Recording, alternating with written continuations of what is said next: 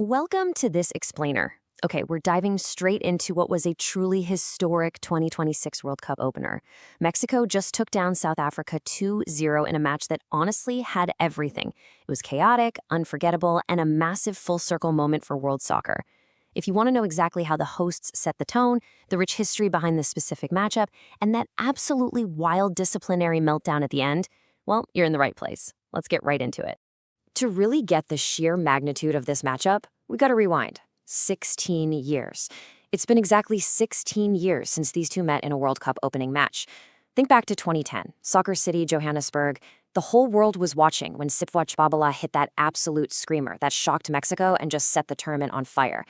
And by facing off today, they've actually made a unique piece of trivia.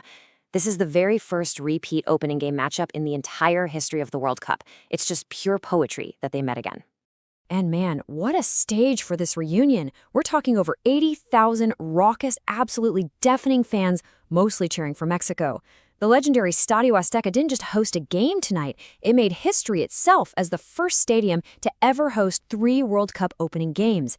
And the form coming into this electric atmosphere, total night and day. Mexico rolled in blazing hot on an 8-game unbeaten streak, just bursting with confidence, while Hugo Bruce's South African squad had been really struggling through a poor string of warm-up matches.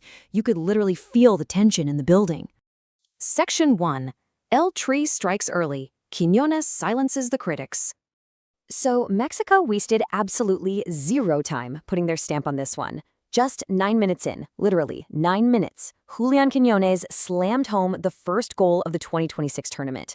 It started with this beautifully orchestrated sequence from the back, slicing straight through the South African midfield, and Quiñones just found the space to unleash a phenomenal strike. You know the pressure on the host nation is always astronomical, often leading to slow starts, but that early goal, it completely eased Mexico's nerves, shattered South Africa's defensive game plan, and got the Azteca totally rocking. And the contrast in Quiñones' journey to this exact moment is staggering.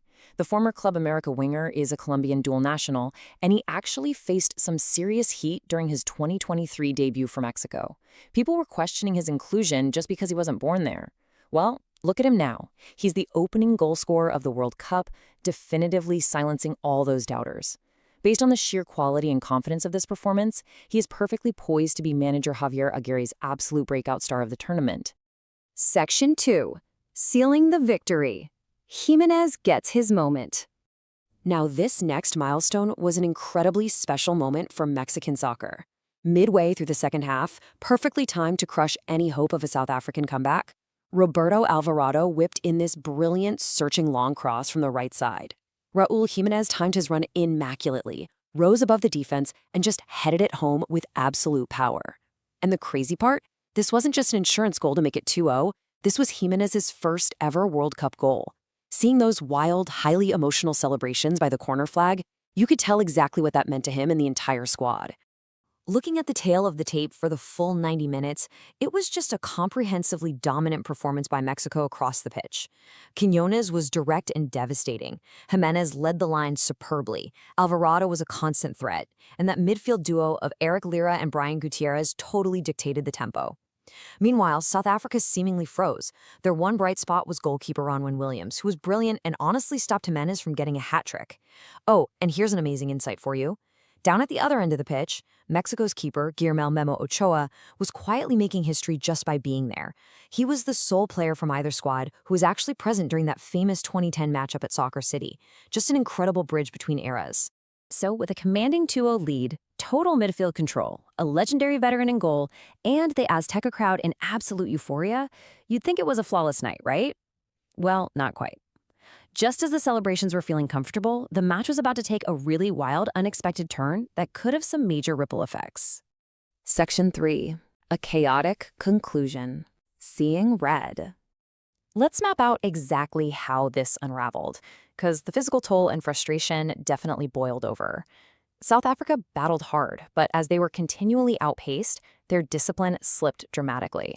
Early in the second half, Sphephelo is sent off. Then, things went from bad to worse in the 84th minute, when Themba Zwane sees red for flicking an arm at a Mexican defender in pure frustration. But the chaos wasn't done. Deep into stoppage time, Mexico's César Montes loses his cool and gets a straight red for denying a clear goal-scoring opportunity. That meant the final exhausting minutes of this opener were bizarrely played at 10 versus 9. The really crucial point here is how incredibly rare this level of chaos is on the global stage. You literally have to go all the way back to 1998 to find the last World Cup game to feature 3 straight red cards in a single match. And the fascinating, almost unbelievable coincidence, South Africa was involved in that exact game too, playing against Denmark. History really does have a dramatic way of repeating itself when the pressure's on.